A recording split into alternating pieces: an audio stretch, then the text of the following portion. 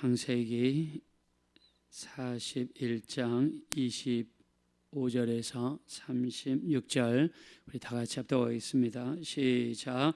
요셉이 바로에게 아뢰되 바로의 꿈은 하나라. 하나님이 그가 하실 일을 바로에게 보이심이니이다.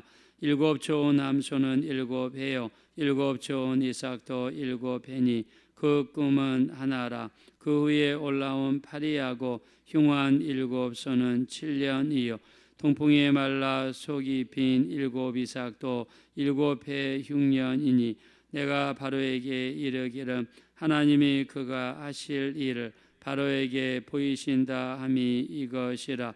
온 애굽 땅에 7회 큰 풍년이 있겠고 후에 7회 흉년이 들므로 애굽 땅에 있는 풍년을 다 잊어버리게 되고 이 땅이 그 기근으로 망하리니 후에 든 그 흉년이 너무 심함으로 이전 풍년을 이 땅에서 기억하지 못하게 되리이다.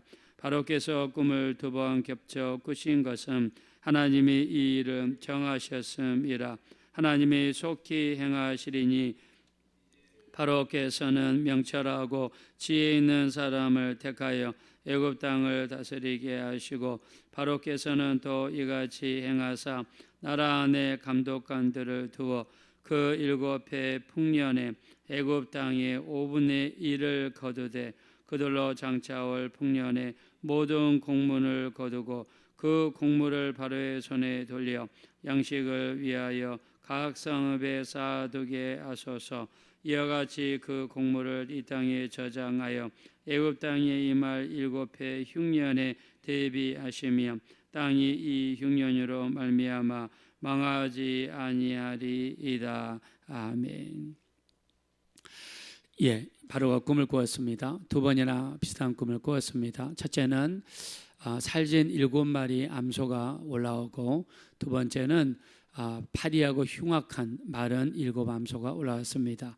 두 번째 올라왔던 마른 7 암소가 첫 번째 살진 7마리 암소를 잡아먹었습니다. 두 번째 꿈을 꾸었는데 이 충만한 7 이삭이 보였습니다. 두 번째는 마른 7 이삭이 보였습니다. 두 번째 마른 이삭 7 이삭이 첫 번째 충만한 살진 7 이삭을 잡아버리고 말았습니다. 자, 이 꿈을 해석하는 사람이 아무도 없었습니다. 하나님께서 요셉이 해석할 수 있도록 길을 열어주셨겠지요. 자, 아무도 해석할 수 없을 때 바로 왕이 괴로워하고 바로 왕이 힘들어할 때, 자, 그것을 옆에서 모든 것을 지켜보았던 술 맡은 관원장이 갑자기 2년 전에 왕의 감옥에서 지수로 있을 때를 기억하게 되었습니다. 자, 그러면서 요셉을 추천하게 되죠. 우리가 나와 떡 굽는 관원장이 꿈을 꿨는데 그가 해석한 대로 나는 복직을 하게 되고 떡 굽는 관원장은 매달려 죽게 되었습니다. 이렇게 이야기를 하니까 그 이야기를 들은 바로가 기가 번쩍 뜨이게 됩니다. 자, 그래서 이제 바로 왕이 요셉을 바로의 궁으로 불러들이게 됩니다. 자, 바로의 궁으로 와서 자기가 꾼 꿈을 이야기하죠. 그 꿈을 이야기하니까 바로 이 요셉이 그 꿈을 해석을 합니다. 자, 7마리 살진 암소는 7 풍년을 이야기합니다. 7해 동안 앞으로 전무후무한 풍년이 있을 것입니다.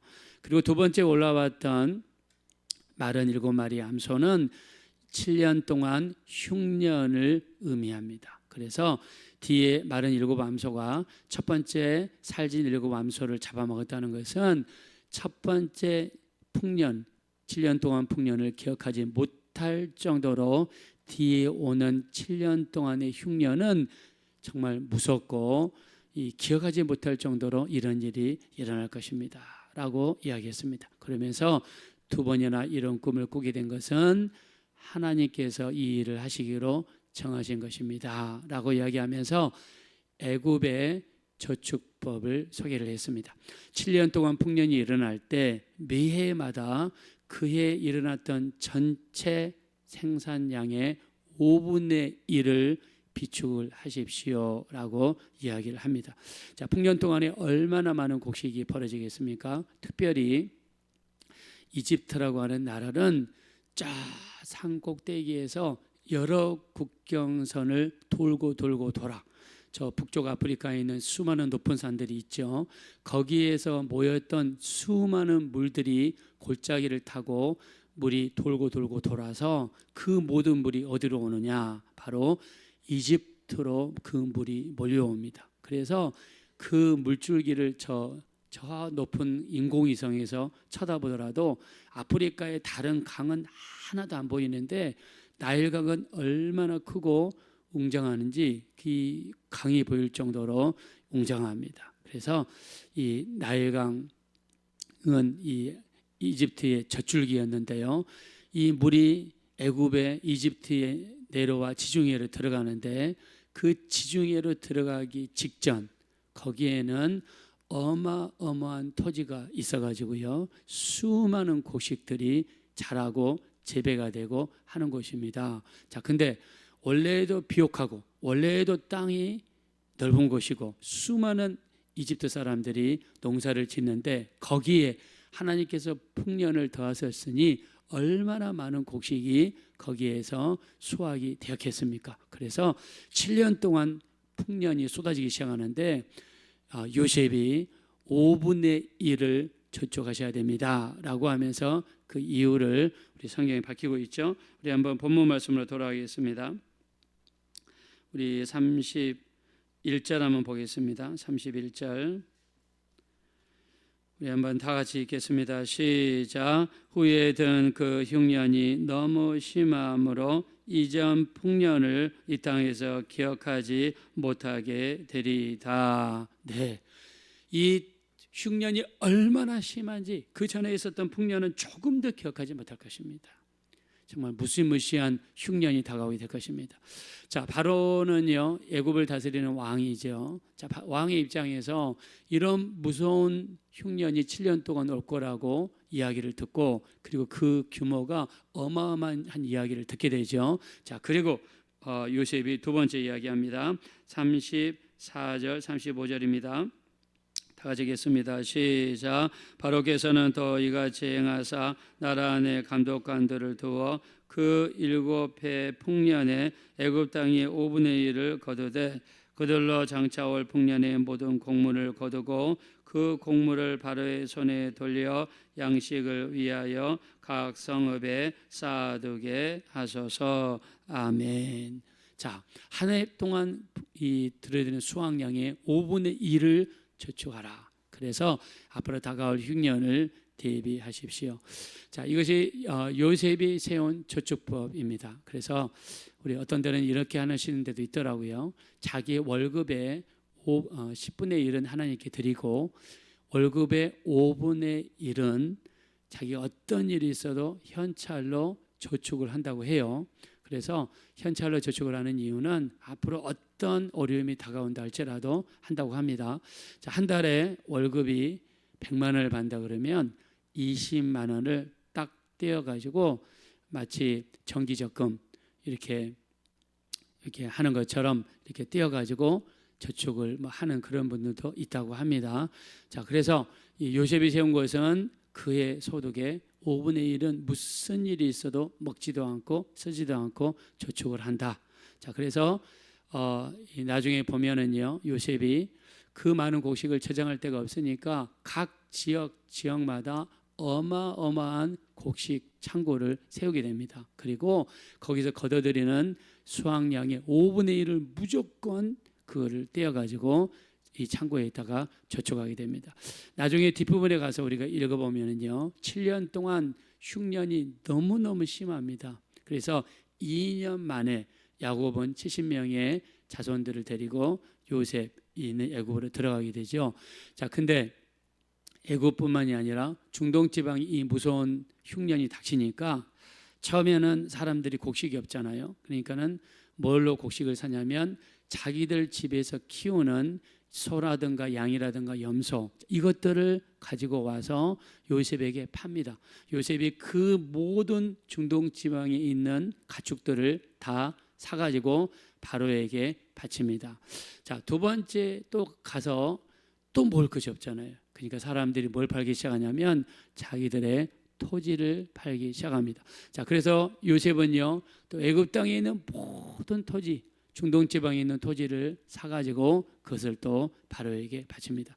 자, 그러면 토지까지 팔아먹었으니까 사람들이 농사지을 땅이 없지 않습니까? 그러니까 나중에 사람들이 와서 우리를 노예로 종으로 받아주십시오라고 이야기하니까, 자, 이 사람들에게 요셉이 샀던 토지가 있지 않습니까? 그 모든 토지를 자기들에게 온 사람들에게 분배를 해줍니다. 물론 소유권은 바로 왕에게 있겠지요.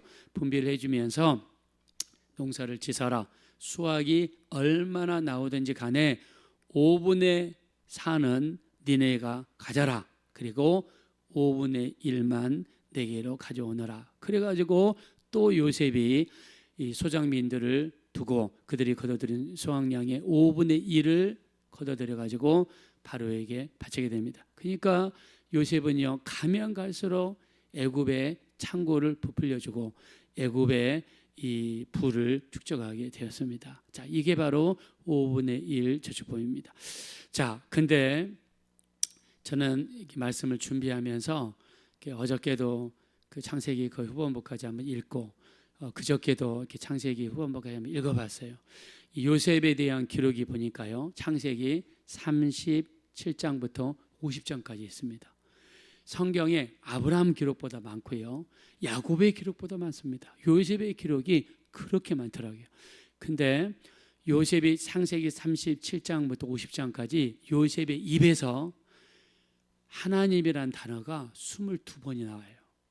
그 다음에 여호와라는 단어가 8번이 나옵니다. 30번이 나오는데 요셉은 처음부터 끝까지 어떻게 이야기하냐면 하나님이 하실 것입니다. 하나님이 주셨습니다. 하나님이 인도해 주실 것입니다. 요셉은 처음부터 끝까지 하나님이에요. 그러니까 제가 보더라도 아니 요셉이 자기는 조금도 드러나지 않습니다. 오직 하나님이에요. 바로가 이야기해도 하나님이 주신 것입니다. 하나님이 하실 겁니다. 이렇게 이야기한단 말입니다. 자, 우리 한번 15절 한번 가보겠습니다. 15절 16절입니다. 자, 아까 우리 창세기 41장 15절 16절 다 같이 한번 읽겠습니다. 시작. 바로가 요셉에게 이르되 내가 한 꿈을 꾸었으나 그것을 해석하는 자가 없더니 들은즉 너는 꿈을 들으면 능히 푼다 하더라. 요셉이 바로에게 대답하여 이르되 내가 아니라 하나님께서 바로에게 편안한 대답을 하시리이다. 아멘. 자, 바로가 딱 들으니까 너는 신통한 능력이 있어서 네가 꿈을 그렇게 해석을 잘한다며, 네가 해석한 대로 이루어진다면서, 그러면서 너는 꿈을 들으면 다 푼다는 그런 기막힌 능력이 있다고 하더라 하면서 요셉을 한껏 띄워줬습니다. 그랬더니 요셉이 뭐라고 합니까? 요셉이 내가 아닙니다. 내가 아닙니다. 뭐라고 합니까? 내가 아니라 하나님께서 바로에게 편안한 대답을 하시리이다. 할렐루야. 하나님께서 대답하시리이다. 하나님께서 하실 것입니다. 우리 그 밑에도요, 한번 읽어보실까요? 자, 우리 25절입니다. 25절 다 같이 한번 읽겠습니다. 시작. 요셉이 바로에게 아뢰되 바로의 꿈은 하나라. 하나님이 그가 하실 일을 바로에게 보이심이니이다. 아멘. 여기 뭐라고 있습니까? 하나님께서 그가 하실 일을 바로에게 보이심입니다. 하나님이 보이셨습니다. 이렇게 바로 이야기하죠. 자, 우리 또 한번 32절 보겠습니다. 32절. 자, 밑으로 쭉 내려가셔서 다 같이 읽읍시다. 시작. 바로께서 꿈을 2번 겹쳐 꾸신 것은 하나님이 이 일을 정하셨음이라. 하나님이 속히 행하시리니. 아멘. 여러분, 만약에 그 윤석열 대통령이 대통령실로 불렀습니다. 그러면 거기 가가지고 이야기를 나눌 때 어느 목사님이 감히 그 앞에서 하나님께서 대통령에게 주신 것입니다, 하나님이 이 일을 하실 겁니다. 여러분 이런 이야기 하기 쉽지 않잖아요. 대통령 앞에서 처음부터 끝까지. 그게 다 언론을 탈 텐데, 그러면 또 언론에서 무슨 그 예수쟁이가 와가지고 처음부터 끝까지 하나님이 하신다, 제2의 하나님 무당이 왔네 막 그러면서 또 그냥 뭐 기독교에 빠지는 대통령 막 이러면서 또 공격할 거 아닙니까? 자, 이 이야기 하기 사실 쉽지 않아요. 근데 요셉은요 바로 왕 앞에서 조금도 주저하지 않습니다. 그냥 어차피 종이고 어차피 버린 몸이니까 그냥 바로 이 요셉의 입에서는 하나님이 하실 것입니다. 아까 우리가 15절 16절 읽었던 것처럼 너는 정말 신통한 능력이 있어서 꿈을 잘 푼다고 하더라. 그래서 그때 뭐라고 합니까? 내가 아니라 하나님이 하실 것입니다. 요셉은 자기 모든 삶 속에서 하나님만을 드러냈어요. 제가 여러분한테 누누이 말씀드리지만 저기 아주대학교 병원에 가면 거기 장례식장이 있어요. 제가 거기서 2번인가 3번 장례식을 예배를 인도했습니다. 거기에서요 그 퓨너럴 디렉터, 장례식 이 전체를 아마 그쪽 관리하시는 분, 남자분입니다. 나이가 한 60이 좀 넘으신 것 같아요. 저를 만나더니 아이고 목사님 반갑습니다. 저는 그분이 안수입사로 했는지 자동입사인지 모르겠지만 하여튼 뭐 저는 안수입사입니다. 그러면서 하나님께서 내게 은혜를 베푸셔서 여기 가운데 있으면서 여기에 장래 때문에 힘들고 어려운 사람이 얼마나 많습니까?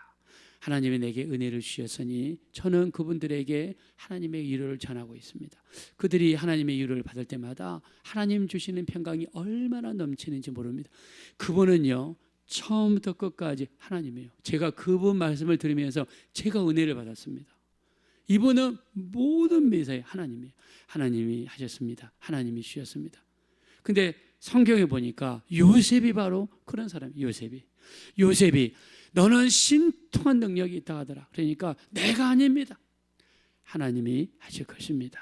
하나님이 바로에게 꿈을 주셨습니다. 이 꿈을 두 번째로 꾸게 하신 것은 하나님이 이 일을 하시기로 정하신 것입니다. 모든 것을 주장하신 하나님.